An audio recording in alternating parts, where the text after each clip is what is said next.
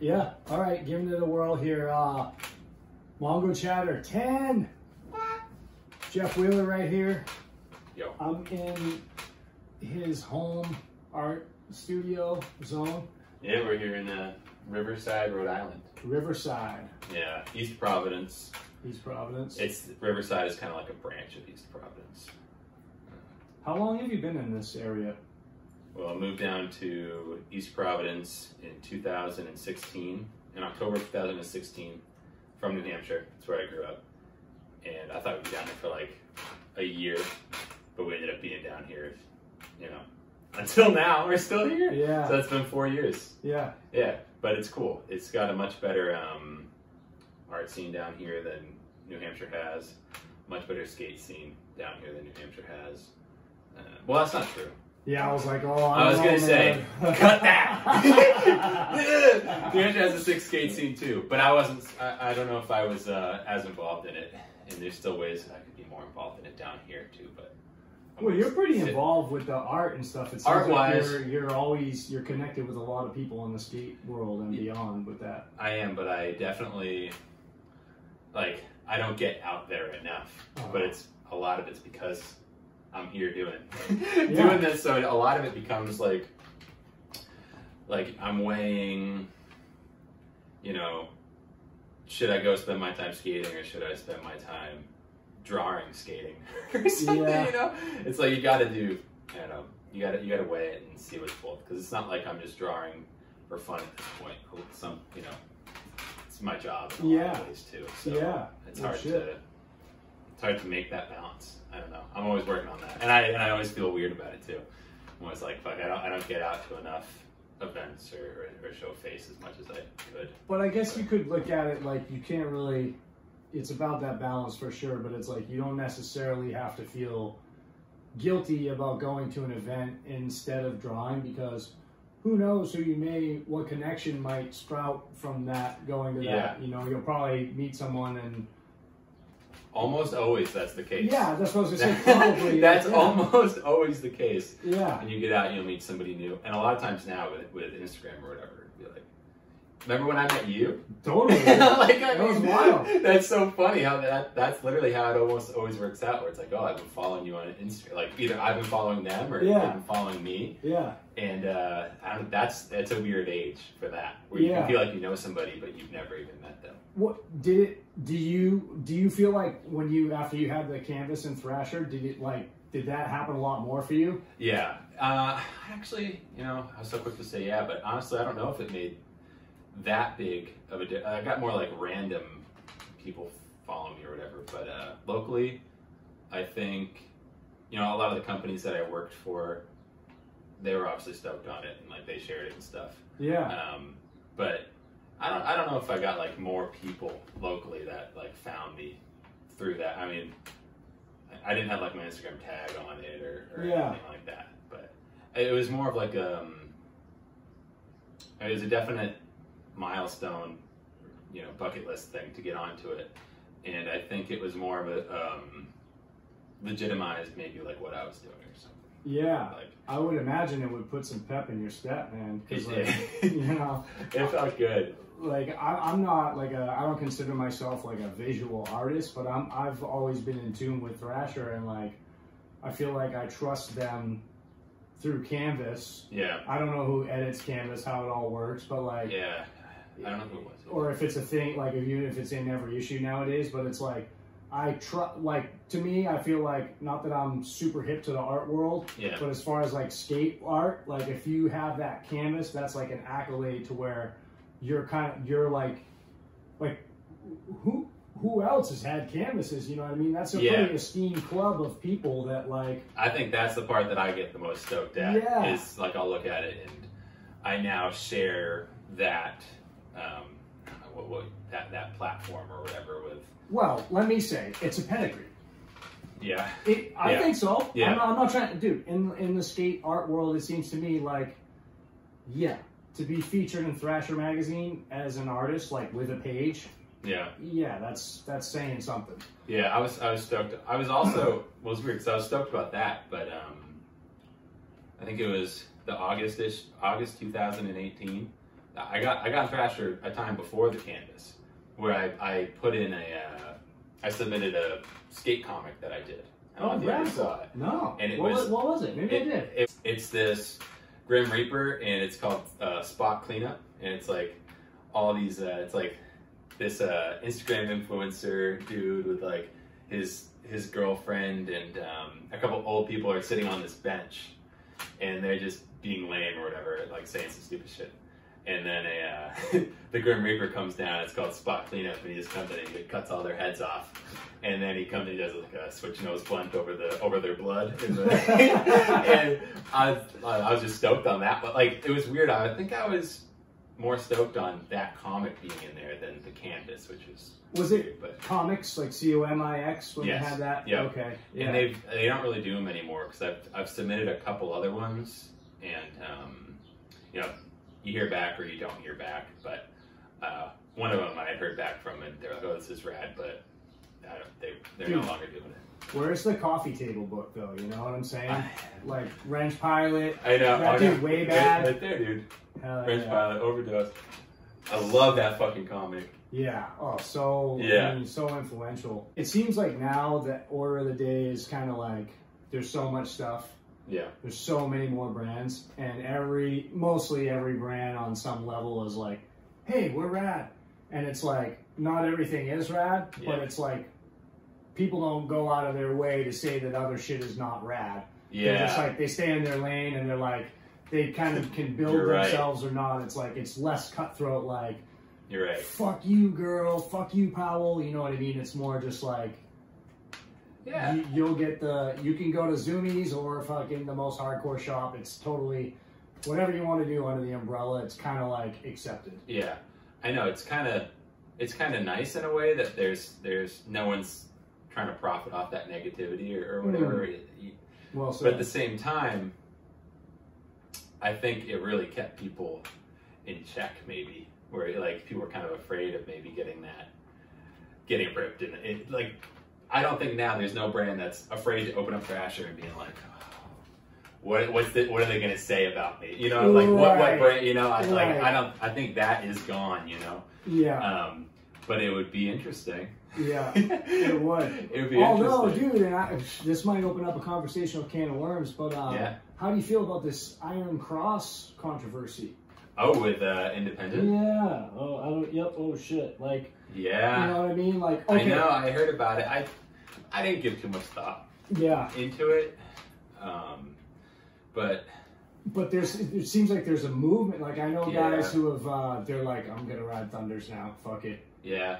I don't know if they realize Thunder and Independent are both made by Americo Industries, so it's really the same shit. Yeah. But like cancel culture is just running rampant. Like, and maybe it should, but maybe cancel culture. Yeah. That's what it is right now. Yeah. Where everyone is like, if there's anything, you know, it's gonna be brought to light. Yeah. And I'm sure that's really scary for a lot of brands, but something like Independent.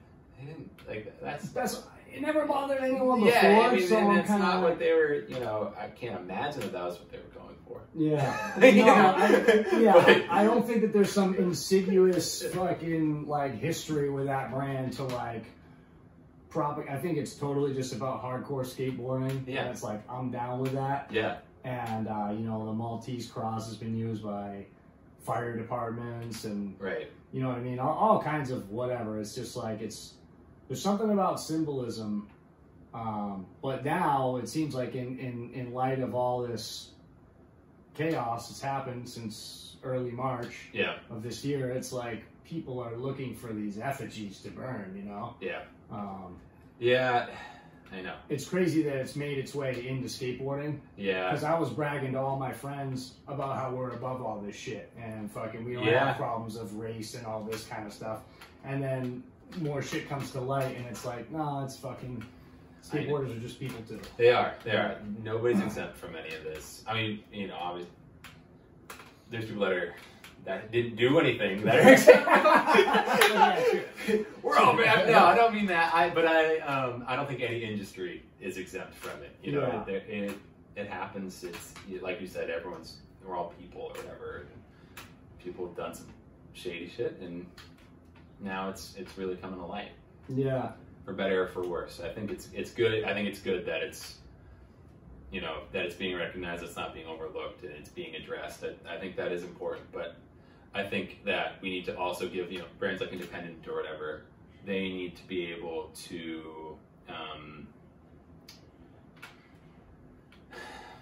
explain themselves or whatever. You know, like they need to be given, don't be so quick to cancel them. Give them the opportunity to, you know, speak about it and say, you know, where their stance is. Like I said, I have a hard time believing that they had any real negative drive behind doing the cross. You know, like you know, like but give them a chance to say something about it. With the canceling thing, it's almost like people nowadays, they seem almost like hardwired in a way to just proclaim a stance on every issue and like let it be known what side, how it. Whereas just like I feel like there could be maybe a movement more towards of being like, I don't fucking know what's going on. Yeah, that's I'm gonna sit back and not be a dickhead to anybody, and hopefully no one fucks with me. Right. And I'm gonna observe. Right. But you know, there's a certain like passive path where at a certain point I feel like a stand does have to be made, whether no matter what it is. But it's just but kind of like what you said about, you know, I'm gonna kind of like do my own thing, not be a dickhead to anybody, and just be myself. I'm there, but I'm also now really just trying to. I'm sitting back. I'm really trying to understand every aspect of it to my abilities anyway. Where you know, in doing things like, you know, we got all the Black Lives Matter movement happening and stuff, and it's really opened up my eyes to my own privilege, which I had never done before. Yeah. Not that I'd never done before, but I had never, to this extent, looked inward and really realized the privilege that I have. Sure. You know, so I think it's great in a lot, like I'm saying, this whole thing, I think it's good because it's making people open up their eyes and to be aware. Yeah. I feel like I've always been on some level aware of the level of privilege that has existed in my life. And there is a certain, I feel like there's an inherent level of guilt that comes with privilege. Right. Because maybe, you know, it's a natural sort of modern American stasis to want a better station for oneself in life. So you might, I know I feel like sometimes, man, I've been given every opportunity and look at where I sit now. Right. Whereas someone who, you know, maybe just got a taste of this privilege would be so hardworking that they would rise up above and beyond to where whatever they want for themselves. Yeah. But I've also come to, in this sort of inward exploration, realize too that like there is an element of privilege where it's certainly one's responsibility to be aware of it, but also to utilize that privilege, but also enjoy it. You know, like be grateful for these opportunities that you have, and let that fill you with joy that you have been so blessed in your lifetime that you have these opportunities, and like go off into the world and like in every situation you kind of have a decision as a human, an opportunity. It's like, there's like two big piles we're all throwing shit on. It's like one's heaven, one's hell. What pile are you gonna throw your little shit on? You know what I mean? Yeah. So it's like I feel like there is that sort of element to privilege too, where it's like it's your responsibility to make good, like make a peaceful vibe. Like it doesn't have to be this bigoted, guilt-ridden. Yeah. You know. Yeah. It can be something to be aware of and something to work with. Right. You know what I mean? Right. At the very least, be aware of it. Yeah. You know? Yeah. Which I feel like a lot of people aren't.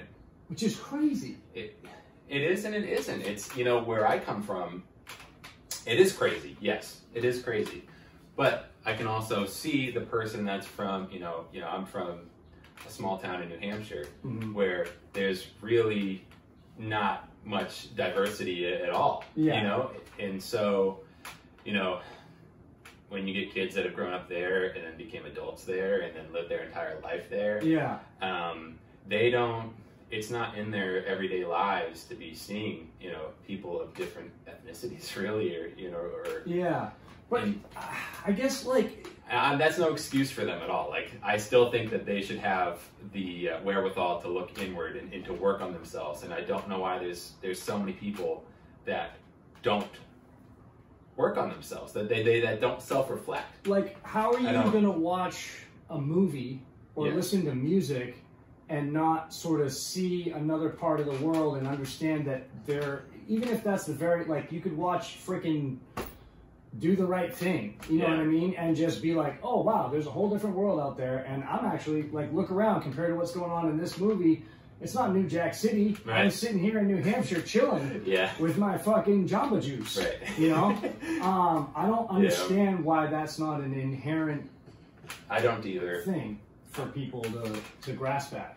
What they must just do is they just really separate, you know, what they're seeing on the TV from their reality. Like, it's just not their reality. This is, you know, like their entertainment is completely separate from their reality. Yeah. Which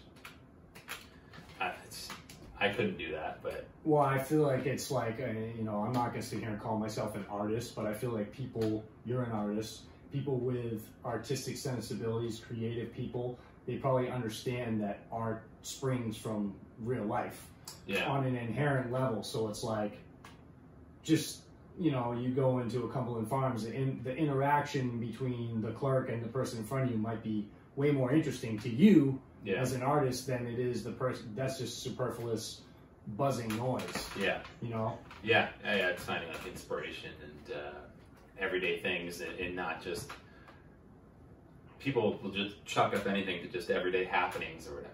You know, you can either just go through the motions and these everyday happenings occur and you hear it and then it's in one ear and it's out the other, but if you can take any type of inspiration just from just instances such as, you know, while you're at the gas station and you're talking to the clerk or whatever, and I think a lot of people will lack the ability to have that conversation with the person at the gas station and, you know, put yourself on the same plane as them, if that makes sense. I don't know if I've diverged from what you were just saying, but like, you know, like just putting yourself on the same plane as them and finding a common ground. You can find a common ground with anybody. I feel like a lot of people don't find that common ground. Yeah. But I don't know. I also am weary to speak about anything of this matter because it's always a fear of not knowing enough. I don't want to offend anybody, and I don't want to.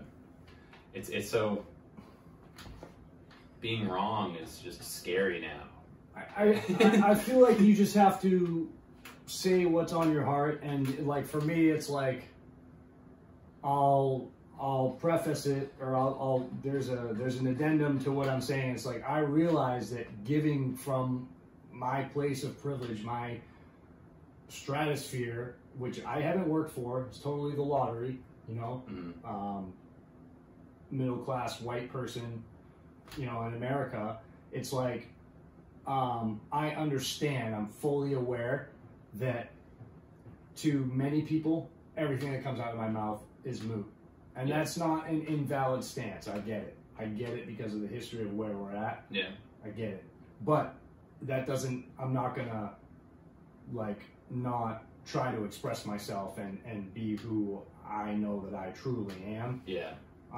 For fear of reproachment from anyone, you know what I mean? And it's like, too, dude, just like every day, how we're seeing shit can change every single day. So it's like, you know, it's too bad to where it's like everything's recorded and documented now, and it's like something that, you know, it's almost like opinions aren't allowed to change.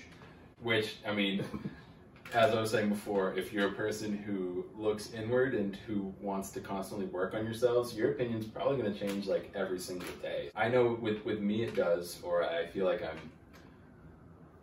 I'm growing, or, you know, I'm understanding new concepts or whatever every single day, and that's why I fear really saying anything about it. You know, because I don't want to. I really, in my heart, love everybody. Really, you know, it's just like that's where I'm at, and that's, you know, and it's like, that resonates. Like, I feel like that's people who have been around you. That's clear. You know what I mean? I hope so. So, and that's the goal, man. Yeah. Like, to have like a resonant fucking vibe. Right. You know what I mean? Hippy dippy. Yeah. Yeah. Alert, but right. What I'm worried about would be like my words contradicting the way that I actually feel.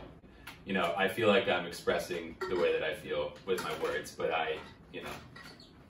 maybe it's not as accurate or whatever. Just I know that where I actually, at my core, you know, I have no hate for anybody, and it's weird that it's hard to try to understand why anybody does, but yeah, it is what it is. It's such a wild web, and it's like,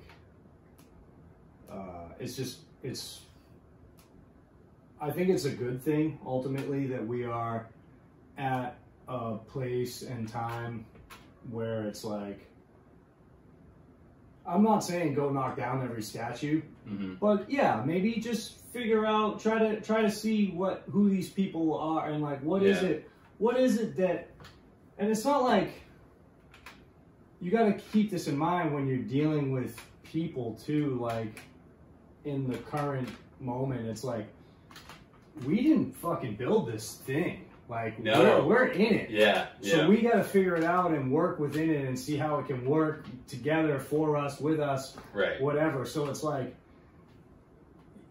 we didn't put up any statues. Like, no. I don't know anything about that. You know what I mean? No. So it's like most people, I feel like, have just been going to school, been going to work. That's what they do with their life. Yep. They want to fucking meet someone they care about. You know, have a little space, time, and money to do what they want. Yep. It's not that hard. No. You know, but it's not that simple either, obviously. Right. Learn about, you know, why these statues suck, you know? Yeah. Why? Yeah. You know, I don't personally know enough why they suck. I have no idea. You know? And I believe that there's a reason why they suck. I do too. But do I personally know? I don't. So, you know, maybe I should take my own advice and I should start educating myself. Yeah. It's right here. I got a computer right behind me. I'll find any answer I need on it, you know? So, I guess it's to circle back to why we started this conversation, which, you know, like I said, I was hesitant to speak on whatever, but it's it's what's happening right now, so it's hard not to speak about it. As much as I feel like I don't know enough to speak on it. Sitting back and observing and stuff, I don't know. Right. And I don't know what's behind door number 2. So right. That's kind of the downfall of that tactic, you know, where it's like when you sit back and you observe, maybe you're missing out on more opportunities but that's where I don't know. Wouldn't it, and again, I don't know if this is just like an ego thing or if it's like, you know, you don't want to do any damage to the situation, which is definitely, everything right now seems to be like a fragile situation, but it's like, you'd hate to be so impassioned and feel so strongly and then have something revealed to you that's like, whoa, no, this is actually totally fucking something. You didn't have one piece of the puzzle, you know? Right.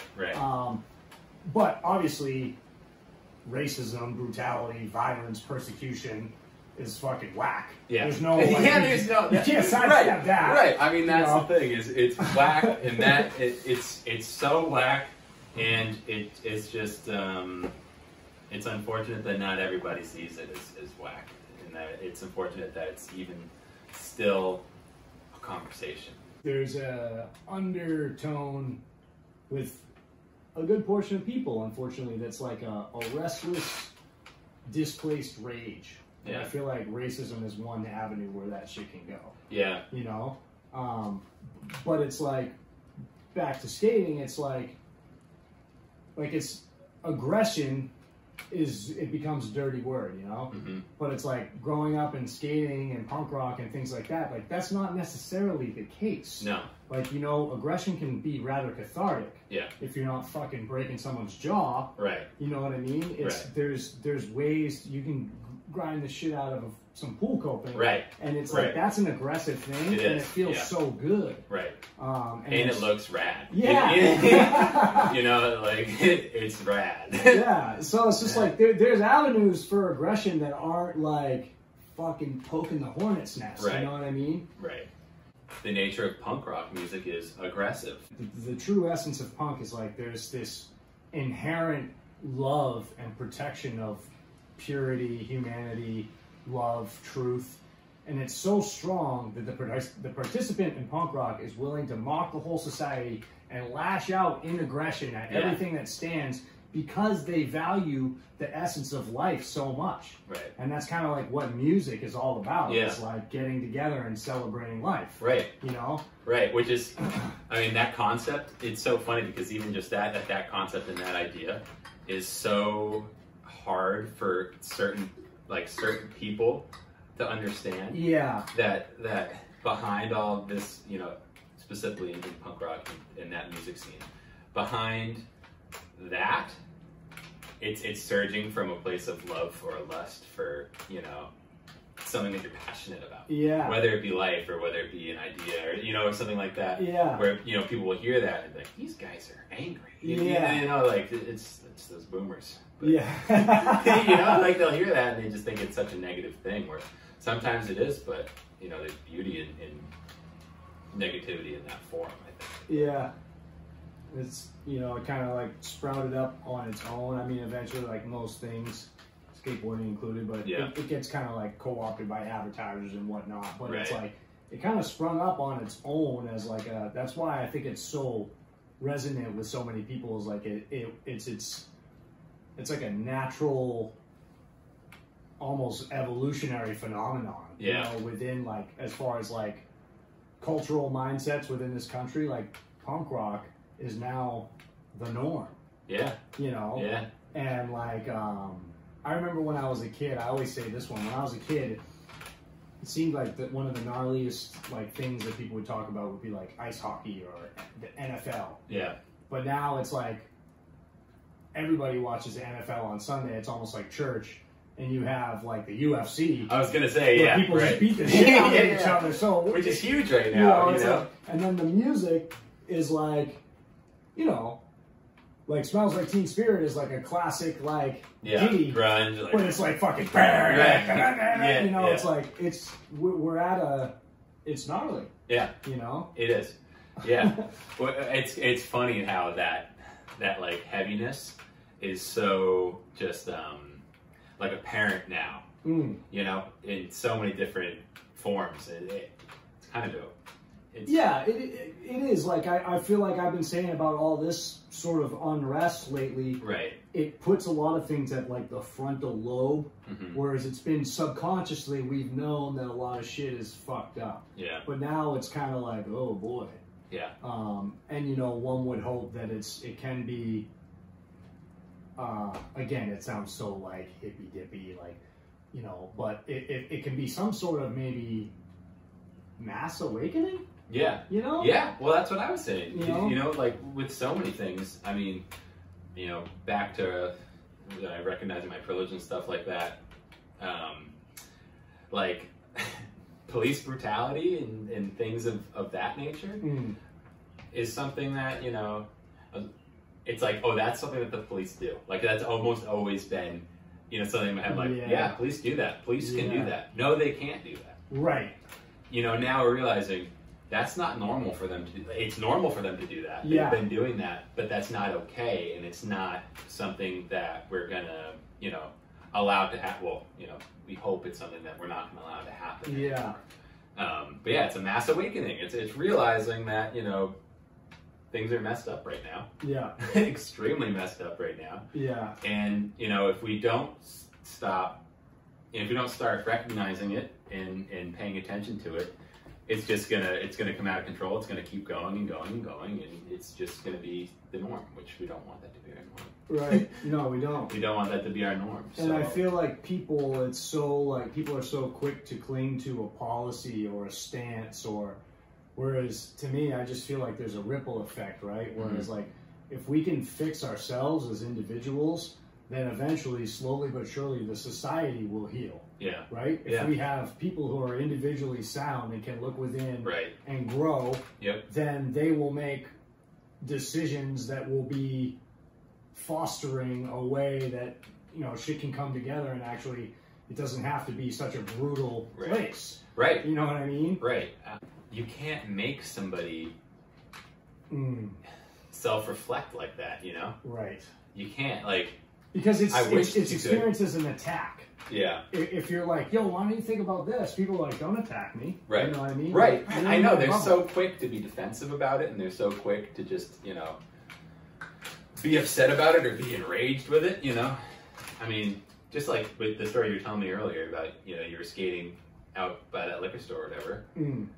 How quick was that guy to just get angry? Yeah. For no reason. Yeah. For no reason, completely unprovoked. Yeah, so it was like at this liquor store curb, a friend of mine was over by this other section, and I, in jest, yelled to him, social distancing, because he was like down the line on the curb.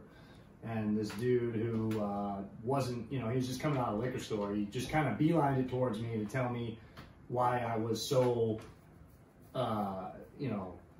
Making a mockery of it. It's funny because he thought that I was like flippant and cavalier, but what he didn't realize is like, yes, he happened to catch me, and this was back in March, like right around Easter time or something, or April. But I didn't have a mask on, but what he didn't know was at that point, I was one of these people who was spraying down my groceries when I walked in the door, taking 5 showers a day. Right. Like, you know what I mean? Like, he had no idea who he was talking to as far as what my take was at that time. Right. And yeah, opinions do change or whatever. Yeah.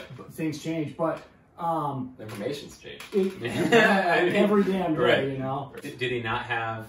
Well, at that point, it's not even a sense of humor or something that's being lacked. It's just like, it's like you have this thin wall that could just like the smallest statement can break it, and you're this like, you know, it's just this angry person. You're so quick to lash out. Those are the people that, how would you ever tell that guy to go home and just like self-reflect and think about your part specifically in this entire ordeal? Right. How do you tell him to do that? You know, it's a case by case, and like we were saying a little bit like before we started recording the conversation, is like you almost have to, because dude, I've been wrong so many times. I've made so many terrible decisions. I've lashed out at people. Like, I'm a human being. I fucked up more times than I could remember. And whether, you know, like we're saying, if it's whatever, dude, you people lose their cool and confrontations happen. But it's like, I'm at the point now where I've, you know, and I'm not patting myself on the back because I think everyone has a long way to go no matter where you are on your journey. And that's kind of like the human way. Yeah. It's like, same with skating. I've done a lot of introspection work. I've had some bad times that have caused me to make a look at myself and peel back from that aggression, like let go of a lot of stuff. And so when I still lose it, but when I see people lose it and get in those situations, it's not like out of, oh, I feel sorry for them, but it's like you just see it as like, that's something that they're going through. Right. And as long as it's not over the top aggression into another person's zone, you just kind of have to let it play out. Yeah. And that's, you know, if they're not hurting somebody else in the situation or whatever. But because everyone, when they get, no matter who, whatever it is, how powerful you feel, there's a point in time where, and like I say, I'm throwing myself on the bus. We've all done it, where it's like you have those things, you lash out at someone, you make a mistake, and then you're alone with yourself, and you go, "Fuck, man, why did I do that?" You know, like shit. It's that same exact feeling of when you focus your skateboard. Oh, dude. You know, it's that same exact feeling. That is the same. It's like it's the same exact feeling when you know, cathartic shame. Right. You're like that. This skateboard, I had like a month left in this thing. You know, it's like I didn't need to do that because I couldn't land a kickflip. Yeah. You know, that's such a strange feeling that, you know, only those of us that have done it know. Yeah. It's like it is. It's an instant. You know, you get so much anger and like it's so funny because it doesn't even feel good. Like the act of when the board is under your foot and then you feel it snap. That feels okay. It's almost by the time that your foot hits the ground. Dude, it is! It's by the time that your foot hits the ground that you're like... Like you could slow-mo it and pinpoint it and be like, fucking ecstatic. Straight up, like, no. And it's that exact thing. It's, you know, it's like you immediately self-reflect. You're like, I shouldn't have done that or whatever. Yeah. I don't know. But then, here's what's really scary. And whatever, breaking boards is breaking boards, you know, but some people have no shame. that's not that never comes to them. Yeah. You know what I mean? So I guess what I was saying about some people, they don't have that little moment with themselves. Yeah. You know? Right. I know. Like with me, the second that happens, there's a whole other train of thought that comes in. And the train of thought is, you know, this board wouldn't have broken if I kept skating it. I could have given it to somebody else to skate or whatever. And here I am being this, you know, like, especially if there's kids around or people around, like what kind of example am I being while I'm doing this? Yeah. And it's that immediate avenue of self-reflection of you just being like, why did I do that? Look at how I just made myself look. You know, it's no different than when you have a temper tantrum in a social situation. You know?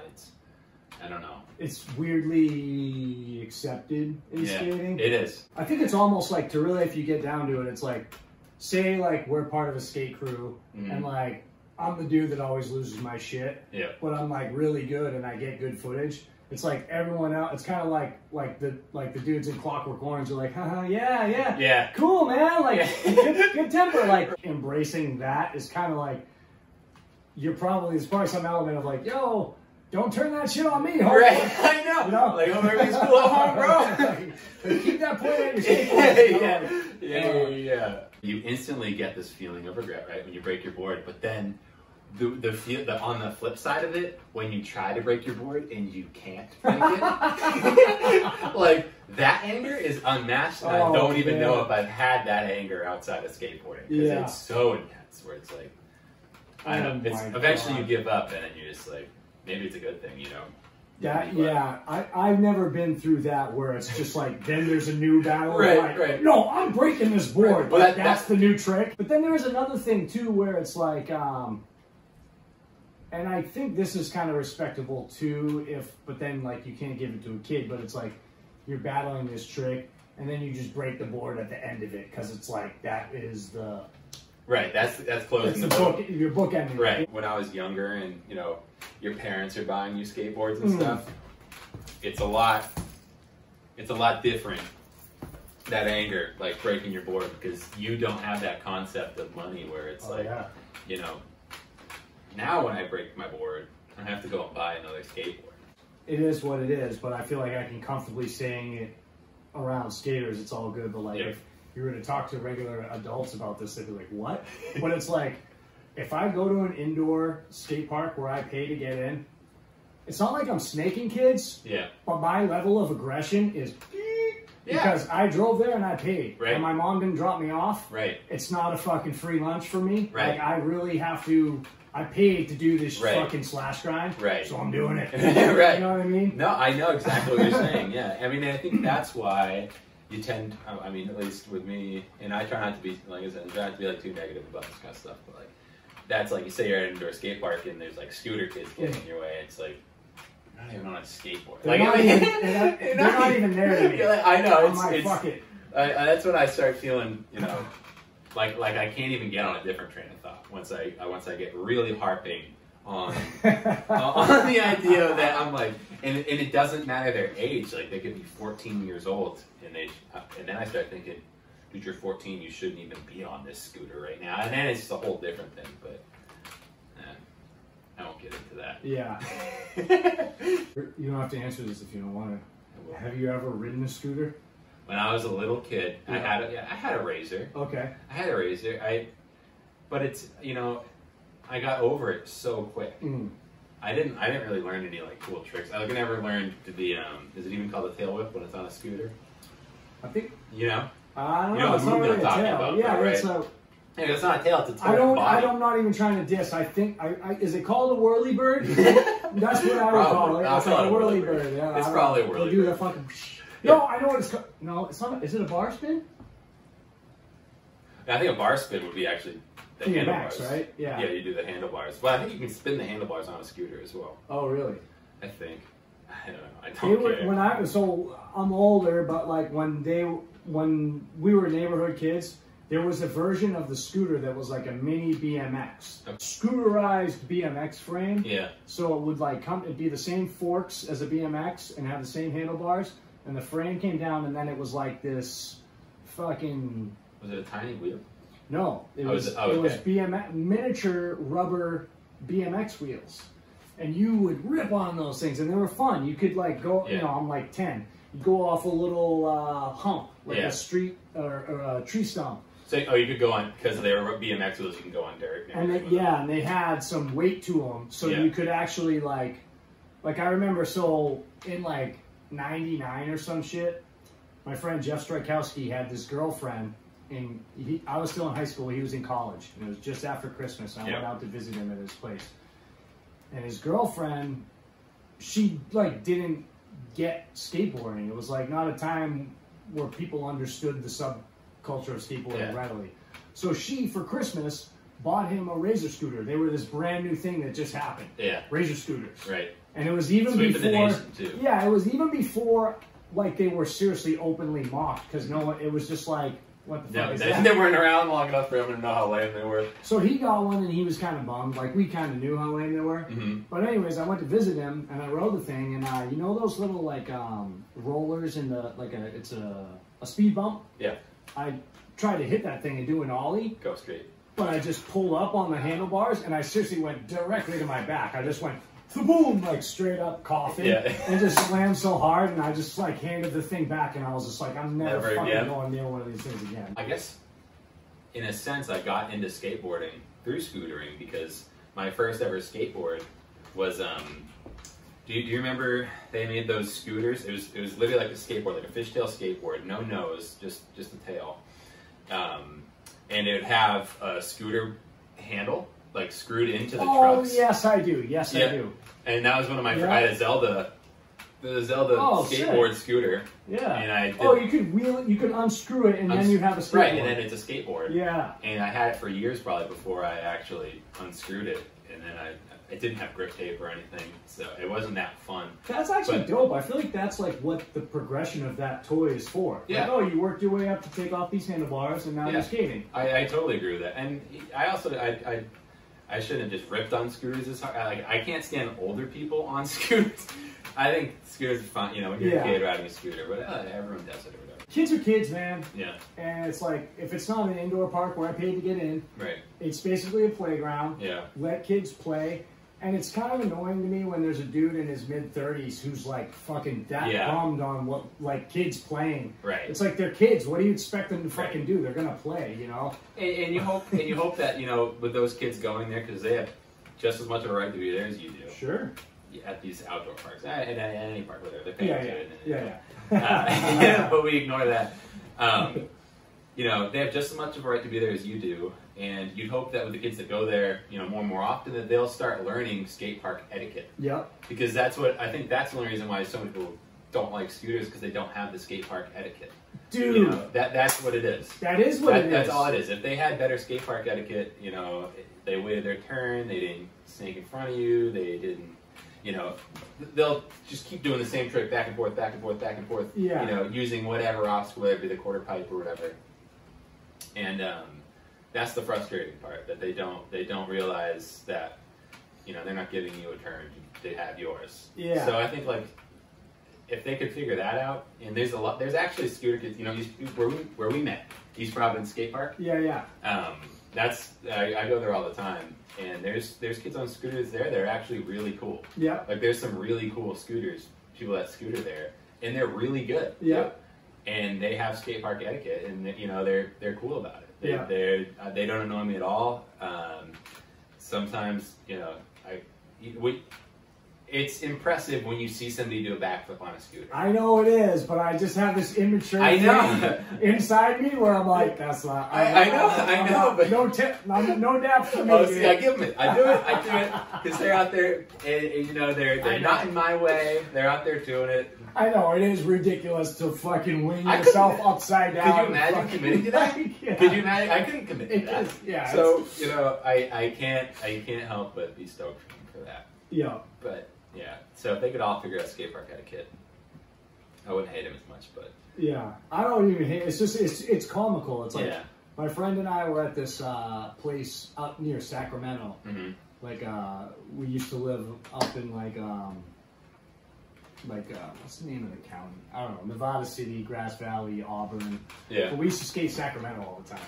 Yeah. And because it's like 45 minutes south of Grass Valley. So we went to this one park called Citrus Heights, and they call it Scooter Heights. It's just it's fucking, but it's cool. So there's this kid there, and it's like, it's me and my friend, and this kid's there with his dad. Yeah. And the kid's probably 15, 16, and he's just doing some wild shit on a scooter. He's spinning and transferring and fucking, and we're like, being cool, like waiting to skate, taking turns, and whatever. We're just some old bros, like slashing around, whatever. Right.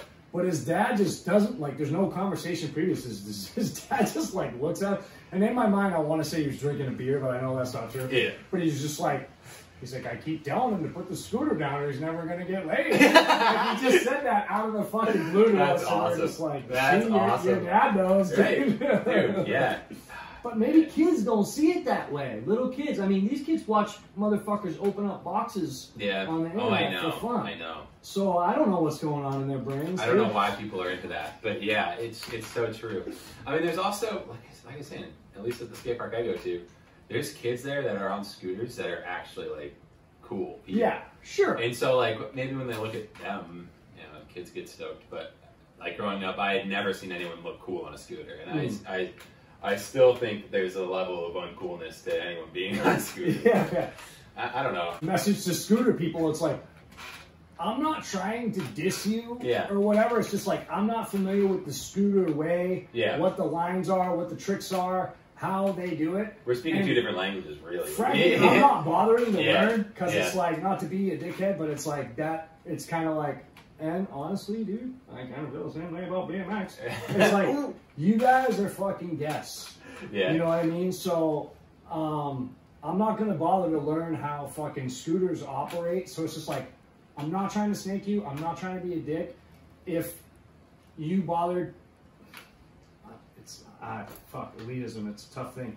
If you bothered to skate, dude, and learn the skate park etiquette, then I would, like, I'm giving more respect to some fucking person flailing trying to learn a kick turn than I am Showboat Bobby doing a backflip, whirly bird. Right. Because that's not my world. It's like, I can't, it's Apple and fucking PC. Right. You know what I mean? Right. I'm just like, it does not compute to me. No.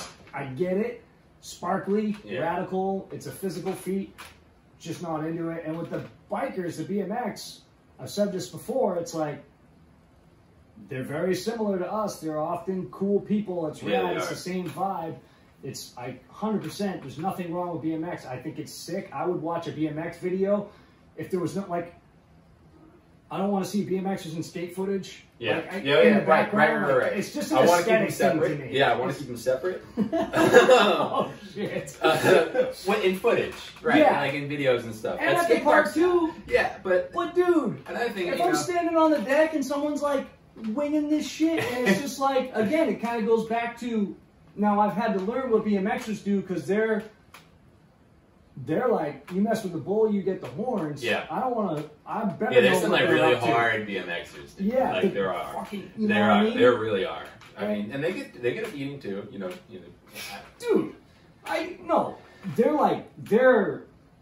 trying to disrespect BMXers. They're like, dude, imagine learning something on a BMX. It's insane. Well, and the other thing is too. I mean, they can like. They'll hit obstacles that like I would never even like dream of hitting on a skate. You know what I'm saying? The other thing is too that I want to say is that I mentioned skating the East Providence Park. I know that park was funded by K-Rob, who rest in peace. Was a professional BMX. Was he from Providence? Yeah, East Providence. I think I might be wrong. Is that part of the X Games connection? Probably OG X Games. I think so. Okay. I guess I'm not from here, but I know that he.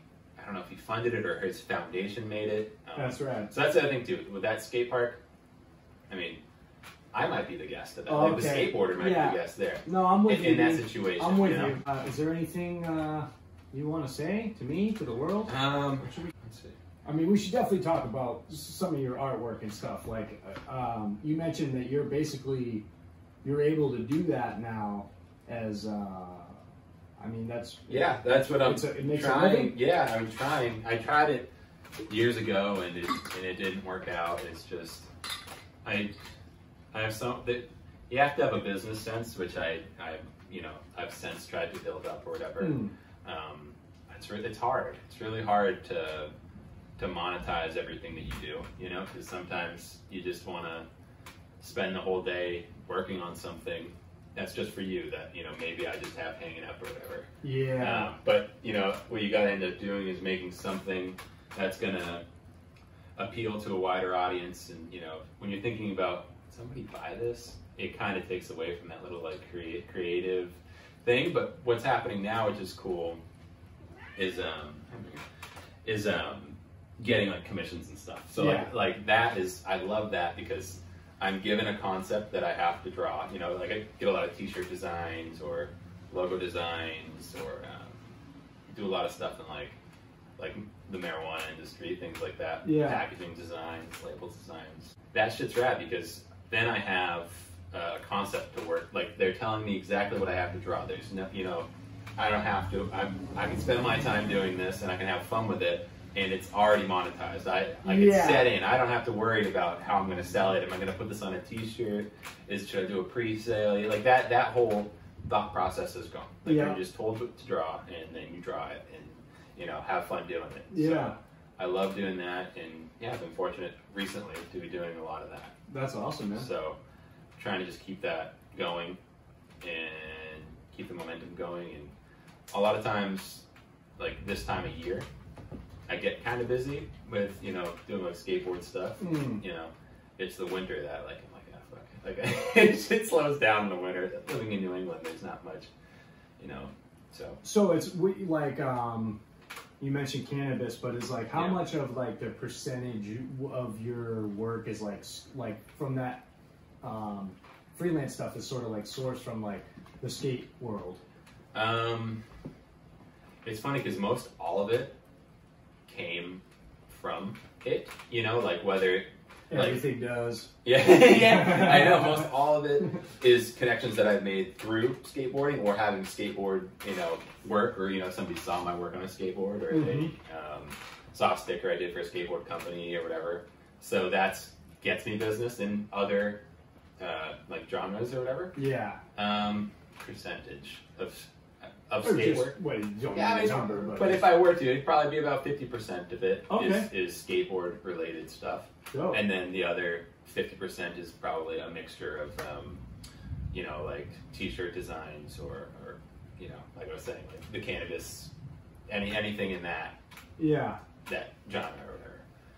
So yeah. I feel like you have a style that can like lend itself to like psychedelic packaging, you know what I mean? Like, yeah, I think that's one thing that I've been trying to do is just to be a versatile artist. Like there was a long time where I was really focused on trying to, well, because I went to art school, and so when I graduated, the New Hampshire Institute of Art in Manchester, New Hampshire, and when I graduated from there, I was really set on, you know, I didn't want to work at like a graphic design firm. I really didn't want to do that. I didn't want to work for one company. I wanted to be self-employed. I wanted to do my own thing, and I wanted to be able to do the jobs that I wanted to do. Now that is a tall task. Sure. And it's almost crazy to even think like that, like coming out of college or whatever. So I wasn't able to do that. That was. Well, you can set your sights there and then whittle down as you need to. That's where I wanted to be, and so now what am I going to do to get myself there? Yes. And what it was is just being very, not hard on myself, but taking it seriously and treating that like it's a job. You know, like it's not just a hobby. You know, I'm not a doodler. Like I'm an artist, and that's what I want to be doing, and that's what I want to be. That's what I want to be, you know? Yeah. So I did that. I was in 2016 that I graduated, and I started doing a lot of boards for Buzz Bomb skateboards. Right. What's the scoop with Buzz Bomb? Where are they from? So Buzz Bomb was originally from New Hampshire, where I was from. I remember I heard about them because I was reading the Concord Monitor, which is the newspaper in New Hampshire. And shouts out. And they were talking about the Concord Skate Park. Yes. CSP. And there was an article about Something about, you good? It creeps up. Damn, it's crazy. Yeah, like it's happening, dude. Does it pulsate? Like, what does it do? It's like right here. It's like I can feel. It's like it's inflamed, and it almost feels like a bone spur or something. Do you think you have bone spurs? Maybe. I don't know, dude. This started happening after a slam that had nothing to do with his ankle. It was like a knee and then another slam that was to the shoulder. So I think it's a pinched sciatic nerve that's just taking on new. Literally every point of your body, almost. Yeah. The thunder is coming in, dude. It just got so intense. Sorry. No. Dude, that's. I mean, that's. It's just honestly, but I've been like, oh yeah, this is crazy. Like, what could I do? I could stay at home all day and like eat a bunch of edibles and stay in bed and just be like, oh, I'm in pain. Or I could go out and live my life and realize that I am in pain and. Just dealing with it's gonna be there one way or the other, I think is what I'm saying. So right. I'm not gonna like, it sucks. Yeah. But it is what it is. So don't. What's up with Buzz Bombs? No, I know. I just gotta let you know. I feel for you. My body hurts all the time. Yeah, I know. I think skaters are naturally empathetic when it comes to physical pain. Like I can't watch a lot of shit on TV. Because I know I have such an intimate relationship with pain myself that it's like when I see it, I'm like I can feel. Yeah. Just I don't know. I don't. Anyways. That's like today. I've been constantly. My arm it hurts to straighten. I fell yesterday at the skateboard. Like I stiff armed it into the ground. Yeah. Where it like compresses your elbow. Yeah. And so now all day it's just been like cracking it out. Like you'll catch yourself because I'm sitting here like this, and then I'll catch myself being like, oh, I gotta snap it out. And then like you snap it, it hurts really bad, and then it feels better. I told myself today I'm not gonna do any of this neck cricking. Like I'm not gonna. I gotta see an acupuncturist or a chiropractor or a masseuse or whatever it is. Yeah. But it's like maybe stretching's always good. I feel like I can maybe stretch my way out of it or help a little bit. Posture's important, but yeah. Well, it's weird how those. You can do those little things and it'll help for a while, It's never a permanent fix though, I feel like it always creeps back. Yeah, and it seems like when people tell me about back surgery, they're like, yeah, there's a 1 in 2 chance it could work. It's like, why would you do that? 1 in 2? I don't, that's not, no. 1 in 2, that's 50% chance. Yeah. And I feel like I'm over 50% functional now, enduring the pain. So it's just like, but I do think about. It's a gamble whether you want to be like completely debilitated or if you want to like. Well, what will life be like for us when we're really old, dude? I'm constantly. It's gonna be gnarly. Oh, dude, it's actually really scary to think about because. I hope that they legalize psilocybin, and I can just be an old person on mushrooms who's just like. Fascinated by everything and really happy. Yes, like, gonna need it, dude. Because it is like I think about it all the time, man. My shoulders always hurt.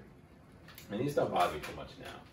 But my shoulders and my elbows, probably and my back, and my neck. I can't not hear and that song when people say my neck, my back, and my crab. Neither can I. Yeah, it's the best. Wait, what were we talking about? Buzz bomb. Yeah. Right, so I saw an article. In the newspaper that like local skateboard company was helping fund like rebuild or add on to Concord Skate Park or whatever, and it said Buzz Bomb Skateboards, and I said I never heard of them, and then I checked in with them I found him on Facebook and just messaged him. I'm an artist. If you want any graphics, like I'd love to work with you or whatever. And he got back to me. I owe a lot. His name is Jeff. Same name as me. I remember I called him. I was like, "Hey, this is Jeff." He goes, "This is Jeff." I go, I don't know why. I don't know why. I just remember that. Just like. Did you say it like that? Yeah. Like we laughed about it for a second. Where it's like, "This is Jeff. This is Jeff." And yeah, just for like a couple of years after that, just did a lot of graphics for Buzz Bomb, and that opened up a lot of doors for me. But now it was, and I might be wrong with this information. Jeff no longer owns it. A guy named Brett Johnston owns it. Really nice dude as well.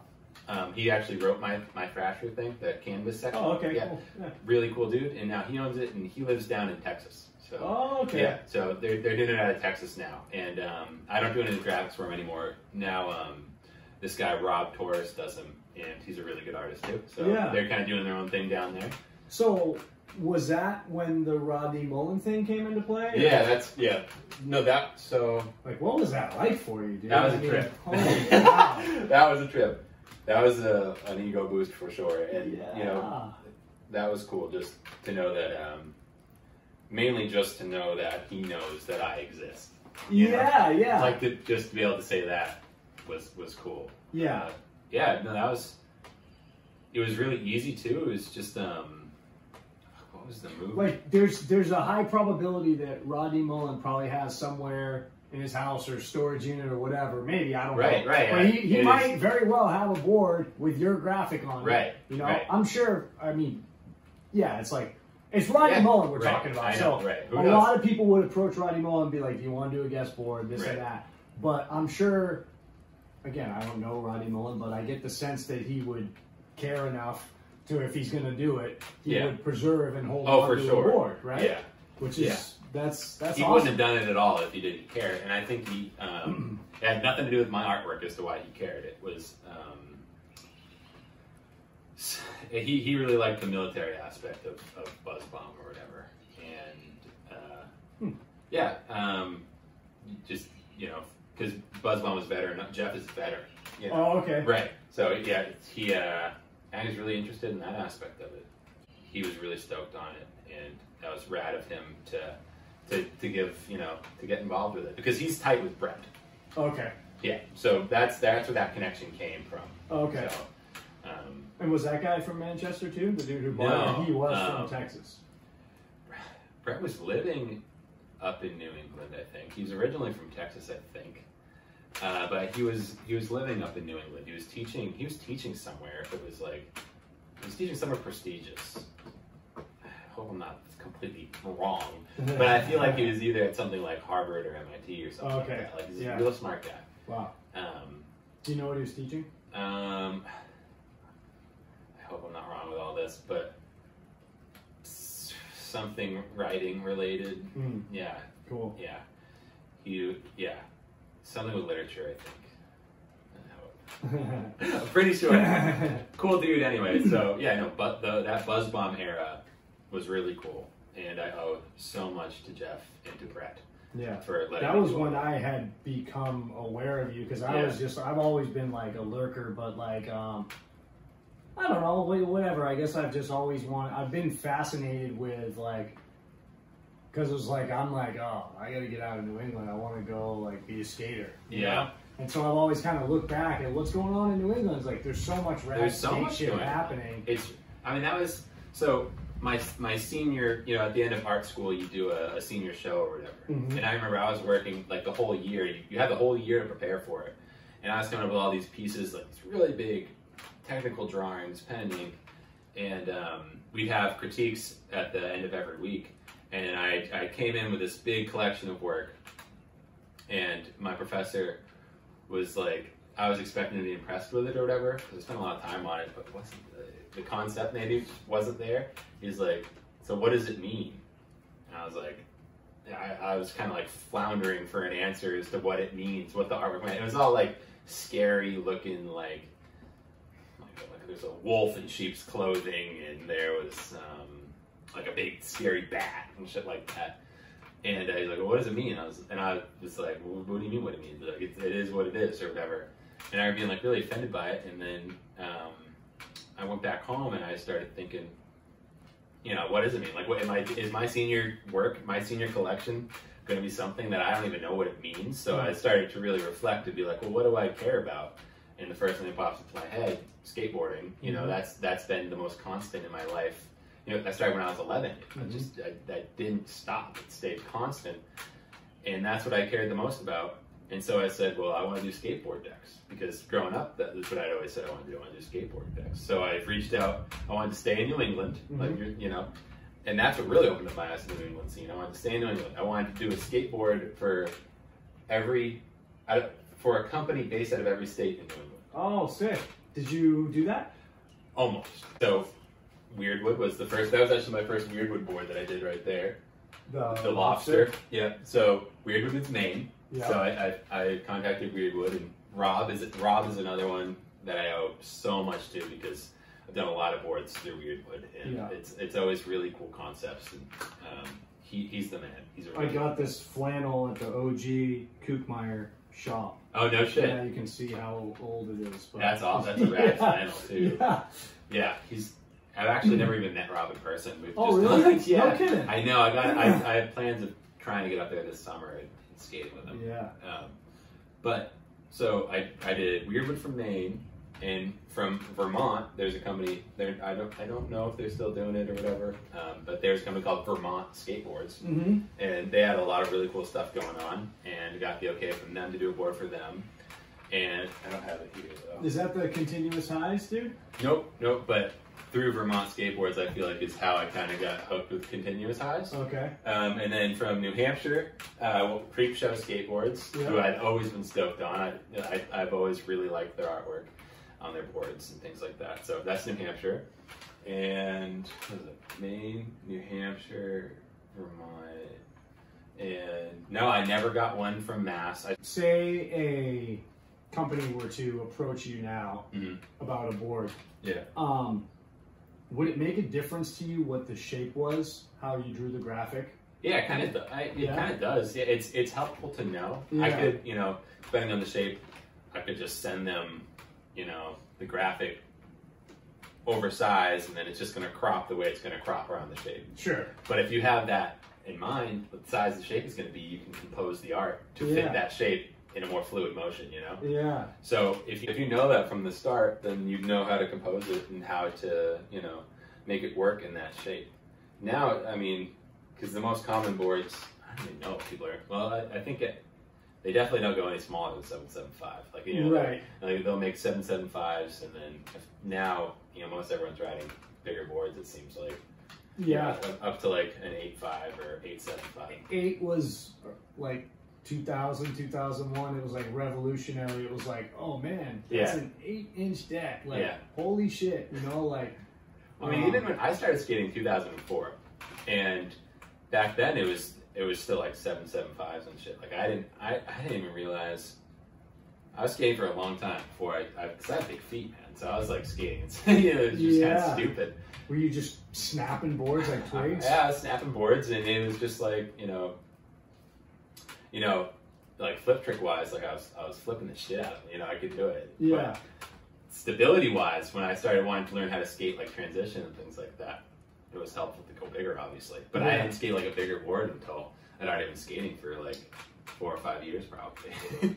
It's like a weird awakening when you find that. It's weird too. I'd love to get not that I know what I'm doing, but like maybe an advice or something for like hardcore street skaters that are like super into like say an 825. They're committed to that 8, whatever. I found that and I have a limited technical skill set, but I found that when I ride bigger boards, I can actually do there's almost like a level of confidence and comfort with the board to where like, I can pull shit off that I feel like, what's the best way to say this? I feel like sometimes bigger boards, if you have a certain, skill set and like lexicon of balance and muscle memory, like a bigger board can almost serve you better in a technical situation because it's like you have the board's doing a lot of the work for you. Right. The momentum's already there. You have more room to land on slightly, and it's like, it's like, I know.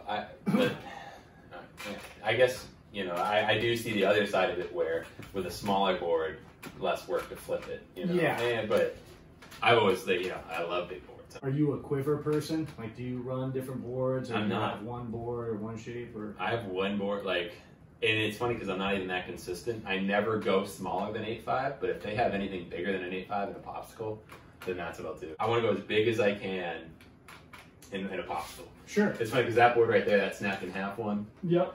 I didn't even see that it was that shape. When I bought it, all I saw was like, I think it said a lady finger. Yeah, I think it said it was like, that was actually I love, like, right now, if I'm talking about my favorite board graphics, Grimple Sticks. Oh, yeah. Takes the cake. Yeah, it's such a cool concept. So I'll take anything, but that's like one of Evan Smith's pro models on Grimple Sticks. Okay. And when I got that, I didn't even, when I brought it up to the register and everything, I didn't even pay attention to the shape of it. I just saw that it was like, I don't remember if it was an 875. It wasn't a 9. It was big though. Yeah. I think it was probably an 8.6. And then I brought it home, and I loved it, dude. It almost looks like a water ski. It's huge. It's a weird shape. It's got the squared tail, and then, you know, whatever. Do you like the mental game at all of street skating? Do you know what I Depends. mean by that? Yeah, I do. Like, you're ready to go, and then the old lady walks by, and now you're back to square one, and it's like almost waiting for a new wave to come. Right. It is. That's a good comparison. Not that I surf, but no, no, that's interesting. But that's how I've always looked at it. Is like, you're like, okay, and I like that challenge of like, dude, just because you're ready doesn't mean the world's ready. Right. So regroup, motherfucker. Yeah, that is kind of nice. I haven't been a big like street skateboarder. Like, there's street spots that I'd skate, but like skating down the street, like, I don't find because growing up, you know, it's just literally just, it was just me on like a drive. I think that's why my mindset is like this. Because I grew up just skating a driveway. I grew up on a dirt road, you know. There wasn't any like picking up my board and going. Yeah. Which I got a little bit of that when I moved to Manchester. But yeah, so I'm not as comfortable in street skateboarding as, you know, maybe I would like to be. Yeah. But like skating in New York right now, like New York City, would give me a panic attack probably. Well, right now? Oh, right now. I mean, just like, yeah. Right. Even with this not going on. Yeah, no, I'd be stressed out. Yeah, I don't know. It's funny because that is, I consider, I used to live in New York, and I consider, that was like a resurgence of street skating for me in my life. Oh, yeah. I don't mean street skating in the way of like going out with a Jenny and fucking sparking up a rail. Yep. Just navigating this apparatus of people and vehicles and street signs and shit, and it's like, dude, you got no choice. You have to ollie. Right, like, ollie that curve, you're fucking gonna die. Perfect example of that. It was maybe like 2 years ago now or whatever. I think it was just an Instagram clip of Tyshawn Jones. So he's skating down the road, and there's like these 2 ledges. I think he does like just like a front 50-50, front 5-0, and he keeps skating, and then there's this bulldozer coming out of the street. Do you know it? He just front boards the no way. He just front boards, and I was just like looking at front boards. Yeah, right. He just front boards this bulldozer that's coming down. Just like you could tell it wasn't planned or anything. The bulldozer's literally coming to a stop, like he's coming down, and it was just there. I was like, that is street skateboarding. Yo. And it's just like, I could never do that. Imagine being the guy operating the bulldozer. Yeah. He was stopping, like he was coming to a stop like at a light, but like, I think he was, if my memory's right. But I was like, that is street skateboarding. That's really interacting with your surroundings. And you know, being like water, man, you're just whatever, you're forming to your situation. Yeah. Damn. And I think honestly, like when he got Skater of the Year, I could have just seen that clip.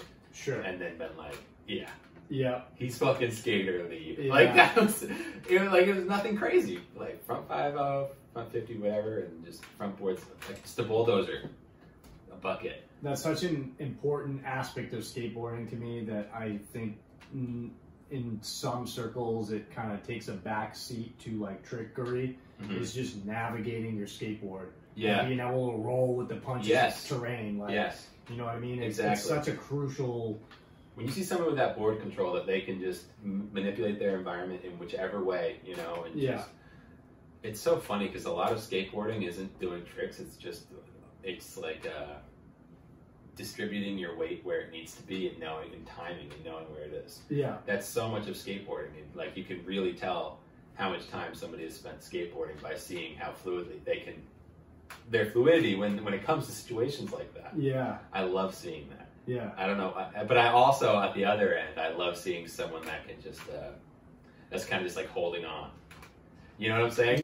There's probably a better way to word it, but it's almost like just becoming one with the skateboard. And you know, like when you can see somebody skating and it looks like a continuation of them, like, I don't know. Some people just look right. when they do it. My buddy Court always says sketchy with a touch of grace. Yeah. It's like, you know, it's like sketchy, like you're like landed it with speed wobbles type of thing. Right. Like, oh man, but there's like that little just deep down something that like gives you that, by the grace of God, you're just like, I got this. Yes. You know what's interesting about skating? I don't know if anyone has ever talked about this, but I want to talk about this. What? I find it so fascinating that we as skateboarders allow ourselves to live in this space and time to where we talk about video footage that has already occurred in the present tense. Like we'll say, like when fucking Jamie Thomas does in Welcome to Hell, Jamie Thomas does X, Y, Z, and we talk about it like it's an ongoing thing, like the footage is live. Yeah, like it's in the present tense. Yeah, it's like just eternal, you know. Like, it is eternal. Yeah. That is interesting. Isn't it? That. I wonder why that. We must just hold it at such a dear spot in our. It is. It's like it's like no, he. Yeah, like he did the leap of faith, and that's just forever, dude. That's not. That didn't happen last Wednesday. Fuck that. That's forever. Yes. You know. Yes. Damn. I always said, dude, back in the day, 2016, back in the day, the whole 4 years world, ago now. It's crazy to think like, it is especially crazy. now, it's like a different world, but it is, yeah. The whole world was beefing about Hillary Clinton and Donald Trump, and everyone was talking about that, and I was on the front of everyone's brain. And this was like the biggest news. Meanwhile, Jaws ollied 25 stairs. Right, the Lion, whatever. Yeah, the Lion 25, whatever they're calling it. That to me is beyond skateboarding. Mm-hmm. That's a pin. You can actually. That's a physical manifestation, a pinpoint where you can document the success and expedience of human evolution, what's capable of human beings right before your fucking eyes. Right. And yet the world didn't know about that. Yeah. They knew about fucking Hillary That kind of got swept under the, that went under the radar. But not even under, it's under the radar in skating now almost. I'm saying it wasn't like that should. But that's everything now in skating. Everything, like, you know, I'll go back and like, just like, I don't know, if you scroll back in Thrasher, like, on their website, like a year ago, you're going to be like, that's the heaviest shit I've ever seen. You already saw that. Yeah.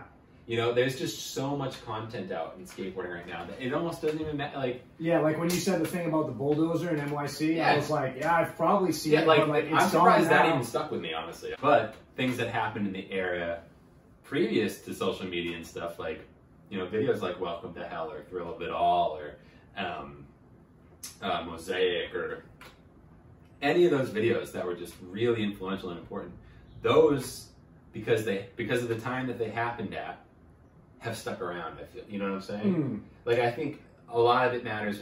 I feel like there's not a video. I mean, Baker 4 came out. Yeah. Baker, you know how hyped everyone was for Baker? That was like 13 years after Baker 3 came out. You know how much hype people had for that? I can't, it's not, I have an absolute reverence for all of it. Yeah. But it's like, I can't, I'm not one of those, it always blows my mind when people can cite shit from videos. Yeah. Or they just know. Yeah, same here. I'm actually not good like that either. Like, oh, fucking, it's almost like a trading, like a baseball card trading stats. Like, oh, this is fucking Jeff. He did X, Y, Z at Providence, da, da, da. It's like, I don't remember shit like that. Not that it's not. What about quoting? Can you quote movies? Yeah, big time. Oh, see, I can't do that. I'm a big time referencer, movie, lyrics, see, like that. But I don't remember, like, it's kind of like the nature of it, like ESPN, like Sports Center. Yeah. It's just like it happens every day. There's highlights. It's kind of like that's what we've become with Instagram, where it's like, this is the top 10. This is #1 today. Right, today. Tomorrow, exactly. Fucking. Right. This is the biggest thing in the world today. But tomorrow, you're probably not. Fucking, who cares? But, you know, my buddy Court, who's sketchy with a touch of grace, he used to always say, I love that term. 2 to make it true. So you can't just do it once. But then now, my buddy Sean, who I've been skating with a lot lately, he says 3 to claim. So it's not 2 to make it true. You have to do it thrice to fucking claim it. I kind of like that too, though. Yeah. It depends on what you're doing, though. You know what I'm saying? If it's like a flip trick or whatever, I totally agree. Well, I agree with it regardless, but I guess in my own set of rules or whatever. Scope. Right. Yeah. Right. if it's like a flip trick or something, like I can't go and do some crazy, you know, trick or whatever and land it once and then be telling everybody, yeah, I can do 360 inward heel flips, guys. Yeah. You know, like can't you? Or did you just get lucky? And I can't 360 inward heel flip. That's not. But yeah, I think that's a good three to make it. What? 3 to claim. 3 to claim. 2 to make it true. 3 to claim. Okay. Like if you're just like this is now a trick that I can do. Right. If you wire it 3 times in a row. Yeah. You know what I mean? Word. And that's like that'll like. I feel like that's like just a good way to like build muscle memory. Like if that's your goal. Yeah, I know. Because who wants to do like? Because there's some people that will land something once and just be happy with it. But yeah. Like, with me, I want to be able to land it, and I want to like when I'm skating with my friends, be like, yeah, check out this trick out there. Yeah. Like you want to be able to, I don't know. I want it to feel a certain way, and it's like it's like this elusive thing. It's like it's 9 times out of 10 it just doesn't have that feeling. Yeah. And to get the feeling, it's like I just call it the feeling. It's so vague, but it's like it's like you just when you really get, and I'm not even talking about filming. Mm-hmm. It's just like when you really get something and it gives you like this thing. That's like I want to do it again for the same feeling, mm-hmm. but as far as like filming or documenting it, like that's the goal. Yeah. And it's like I feel like 9 times, maybe even 10 times out of 10, that footage will look the best. Yeah. You know what I mean? Yeah. It almost radiates from the screen. Right. You're like, holy shit. Like, yeah. No, that you can pick up on that. I really feel like you can pick up on that. Because, I mean, that feeling comes through in your body language, you know? Yeah. Like, you can see when somebody lands something, and you can see the way they feel. Well, maybe, this isn't true for everybody or whatever. It depends on how expressive they are. I don't know, but you can kind of get a read on the way that they feel about it when they landed it. Where it's like, you can tell when you're watching a video if that's the 3rd time somebody did it because it's perfect and what they want, or you can tell if that's the person they landed on and they committed to it. Yeah. And I don't know. It's all in whatever, whatever your preference is, because sometimes, you like to be able to see that this moment just happened to get caught on camera, Yeah. Like that they made it. And you also like to see, the whole really fine-tuned, they did everything they wanted. The trick looks exactly like how they want it. I like that too. Yeah, it's like a presentation. It is. Yeah. Right. It's a presentation. Yeah. I think that's what, there's some pros out there that, it's so weird professional skateboarding because you can be a professional skateboarder and not be professional, like not act. You can be getting paid to be a skateboarder, mm-hmm. and that makes you a professional skateboarder. Sure.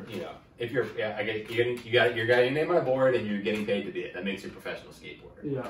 But then you see somebody that's acting like every aspect of it is professional. Like, say they're scheduling what time to link up, with whatever their filmer to go get this trick, or the way they present themselves at a demo and the way they interact with their social media. Like, I look at Tony Hawk. The dude is a fucking professional skateboarder, and he has been a stand-up professional skateboarder forever. Yeah. Like, the way that he, call him a sellout, call it what you will, No, it's all been said. It's all been said. No one's, you can't. You can't speak ill. It's all been said. You really can't, because this man is a committed skateboarder, and he's made millions off it. Fucking sure. He's smart. He's so professional about it. I mean, he won't, but it's like I feel like spiritually speaking, he will still sleep on the floor of a Super 8 motel in some back ass just to get a clip. It's such a cliche to be like, I'm so hardcore of a skater that I don't even like Tony Hawk. It's just like what? You guys see his Bagel Bites ad? Like the mainstream knows about Tony Hawk, so I don't care about Tony Hawk. Like, dude, I have loved Tony Hawk since I was fucking 5 years old. Sure. It was like when I was a kid, that was my favorite pro. I was assigned Tony Hawk because that's like the poster they had. You know what I mean? Yeah. Like the pink fucking Madonna, whatever. You know what I mean? And I'm just like, that was like. Did you have the hair? I never had the hair. I don't think my mom would like let me get them excluded. My mom wouldn't have it. Yeah, she wasn't having that. But that dude is just a goddamn professional. Yeah. He really is. He's a stand-up. Like, I don't know him personally, but he seems like a stand-up guy. If it wasn't for him, I probably wouldn't like the Tony Hawk Pro Skater video games got me into skateboarding. How else was this kid that lived, I grew up on a farm in New Hampshire or whatever. really, like I said, on dirt roads and stuff, I wasn't going to see somebody skate by my house. Yeah. That wasn't going to happen. Yeah. There wasn't, you know, maybe I'd see it, maybe I would have came across it on TV eventually, whatever, the X Games. But that made it really cool because those videos painted this picture of the culture, you know, where it's like the music, all these different pros. Yep. It even showed little video clips or whatever. Yeah. Like, that really made it so appealing. Like that just, whatever it was, it really tickled my fancy. I was watching it, I was like, yeah, like that's what got me into it. Tony Hawk. Even me, I can't, I didn't grow up in the era that, he was, super, super fan and a kid or, but even so, those Tony Hawk video games that he did made me start skateboarding. So I could never say a bad thing about the guy. I had the opportunity to interview him very briefly. No shit. And I was. You worked for X Games, right? Yeah. Damn, dude. So I just got I was working for ESPN as like an editor, and I was a new hire, and their writer for the 2007 Skate X Games bailed on him. So they were like, "Hey, do you want to go to LA and cover the X Games?" Mm-hmm. And by rights, I should have been in a trailer building articles and editing, and you know what I mean? But they kind of put me in the field, so I had this opportunity out of the blue. I did this little sub-article for ESPN magazine, and they had me just go around and basically gather pull quotes from top pros about their thoughts on Olympic skating. Yeah. And so you can imagine how many times has Tony Hawk been asked, even in 2007, what his thoughts are on Olympic skateboarding. Yeah. But I caught him and asked him the question, and there was a little sigh. But he was really cool. Yeah. And was super, looked me in the eye and told me what he thought. Yep. And then he was like, "Is that cool? Do you have everything you need?" And I was like, "Yeah, man." I wasn't gonna get a photo. Yeah, right, you know right, what I mean? I knew better not to do it to Tony Hawk. I think as far as my career, politically speaking or whatever. But it was just me, Steve Cab, fucking standing by the vert ramp, and I was just like, fuck it, I just got such a warm vibe from him. Yeah. That I was like, it was almost like he wanted me to do it. Yeah. It was like, we're taking a photo, you know what I mean? And it was just like, that was my new MySpace profile and shit like that. It was like, yeah, man, because I felt like my whole life had been going to that point, you know what I mean? To where, I never thought of my wildest dreams when I was a kid that I would, interact with those people on any sort of level. Be in the same space as them, Not that I consider I suppose I do now in terms of my bigger picture, but at the time, I felt like a guest. It wasn't like, oh, these are my peers, we're all skaters. Yeah. But looking at it now, that's actually how it really was. Mm-hmm. And the reason why ESPN hired me was because I was a skateboarder. It wasn't like, they wanted someone who was kind of in the know, endemic. But yeah, just very, very professional. Corey Duffel was super cool. Dude, he seems like a really cool guy. And this was at a time where he was kind of estranged. Yeah. It was when, after the Big Brother interview, that kind of blew over, years went by, and then he kind of got, I think he got hooked up by Osiris, and he kind of came back and was in that street contest that they had at the Velodrome. Okay. But yeah, he was just super cordial. Sheckler was a prick. I could. Obviously. Yeah. You know what I mean? Obviously. Actually, and Sheckler and Shaun White were the two. Sheckler wouldn't even give me an interview because he sprained his pinky in practice. Yeah. And he had to ice his pinky. He was too busy to fucking sit down and answer a couple questions. And then Shaun White was, it was they have obligations. They got to do a certain amount of stuff with the ESPN media. Yeah. So here I am interfacing with Shaun White. Whatever, make this cheesy little article. But then he won the vert contest that year. And it just so happened that when he came off the ramp, I was the first person that he saw. And he was just like, not today. God went down with the Sal Mesicala dude, on the TV, you know what I mean? But it was just it was pretty choppy. It was a harrowing experience for me. It was a lot of anxiety and no sleep and things weren't as gelled as like clouds and shit. So like back then, you know, if you forgot an extra pair of batteries or an extra cassette, you were gonna be fucked. Oh yeah. And like, you know, I whatever. Now anyone who watches this is like, I'm not the most organized dude like that. So I had some close calls where I was like running back to the hotel and shit like that. It was a pretty stressful week. Yeah. And I had just had knee surgery that April, and it was like July. So I wasn't really skating yet. I was just kind of like re-walking again. Yeah. It was like kind of hobbling around, but it sounds like it was a cool experience. So. It was amazing. The craziest thing was actually being there, you know, 20 minutes before it happened. I was on the top of the mega ramp looking down, and then I witnessed Jake Brown almost die. Oh, you damn. I was there for his slam, you know, the 38. It's incredible that he didn't just die.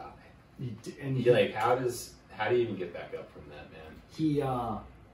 I think they get now, when they look back at the footage, they talk about it, they're like, you know, they wouldn't handle that same way today. Yeah. Like you should not have someone fucking stand up and walk off like that. Like walk off the ramp. Like that dude should be on a stretcher with his neck a certain way. But, you know, for the TV, they had the glorious, he's alive, you know, but it was, and I had to write an article about that, about how, you know, it was kind of this article about how Bob Berquist, as a true professional, he had this gnarly situation where, like, his friend's almost dead, and Jake Brown would have won. So if he had just landed the air, that could have been like a 10 for him. But he did. So Bob Berquist has a situation as a competitor and professional skateboarder where he has to basically put everything aside. Obviously, just dealing with the mega ramp is a mind fuck. Yeah. But he's got to put everything out of his head, and then like win in a situation where it's like he's almost the bad guy by winning. You know what I mean? Right. And that to me was we're acting like it still matters to win. You know? Yeah. Professional. Yeah, and then of course, you know, you're talking about network television and corporate sponsors and all that kind of shit. So it's like that's a whole nother level of. It's not just professionalism. It's like obligations. You've made an obligation. You've made that. You made that obligation. You know. Right. Yeah, man.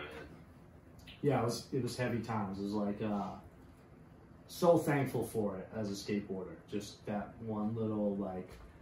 Just a snippet of his time. Just to be a fly on that wall. Yeah. You know? And to even get, like, you know, the undivided attention of someone like Tony Hawk. Yeah. For, you know, for a second. Yep. Which is, you know, it's rad. It'll do stuff like that. Yeah. You know, I'm not even, roast. I'm not surprised, like, someone like Ryan Sheckler would. Yeah. You know, I don't know. But, yeah. It's crazy. I don't know, at the end of the day, we're all just people. And it's like, I talked to my friend about this, like, think about the life of a professional skateboarder as like you're this fucking talented, good-looking kid, and everyone's giving you free shit and flying you around. What kind of a human being does that turn someone into? Oh, I mean, he had his own TV show. Yeah. I mean, like. But I mean, you gotta like, if you're not careful, if you're a professional skateboarder that's getting paid to fucking cruise around the world and film tricks and party your balls off. Yeah. If you're not careful, you might become a dickhead towards your fellow man. Oh yeah, for sure. You know what I mean? Or your fellow skateboarder. You could be right. Yeah. You can become completely jaded on a situation like that. Yeah.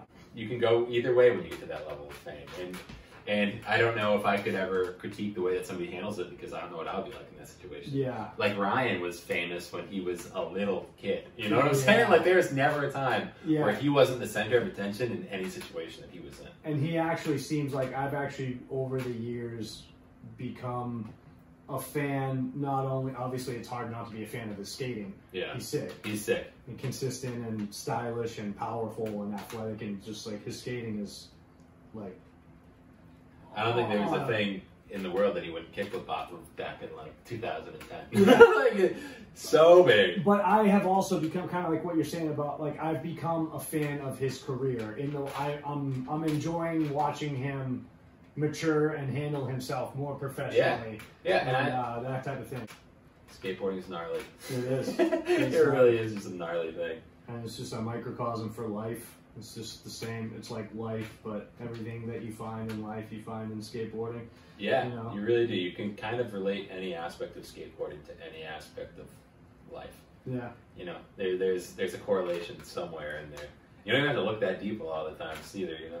No, just the fact, I mean, dude, it's like, it's been said so many times, and like, but it's just like the idea of you're in this mundane environment, and then you're like, oh, I got this fucking thing, and I'm gonna like interact my environment and have a little spectacle. Yep.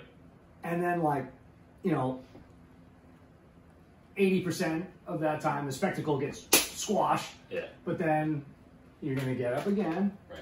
And do it again and try it again until it clicks.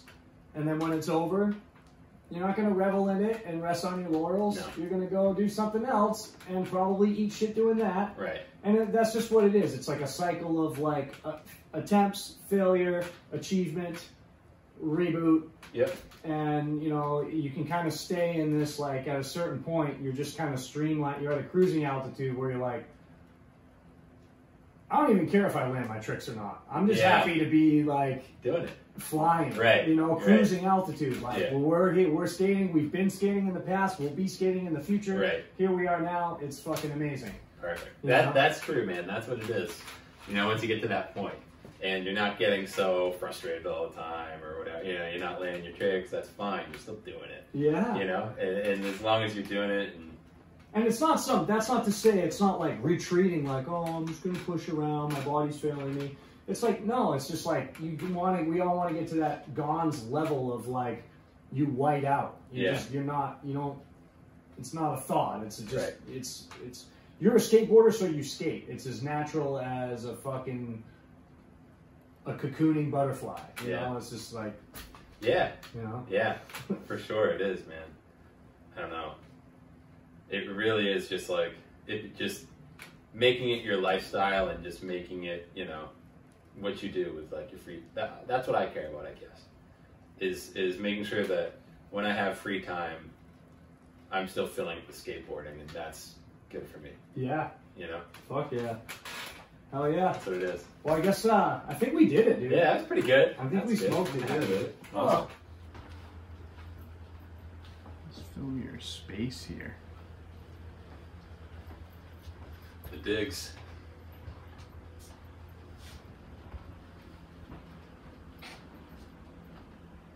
Dude, this is awesome. You're like helping me take this to a level where like this is actually what I have always wanted to do, is like interview someone in their own environment. Oh, rad.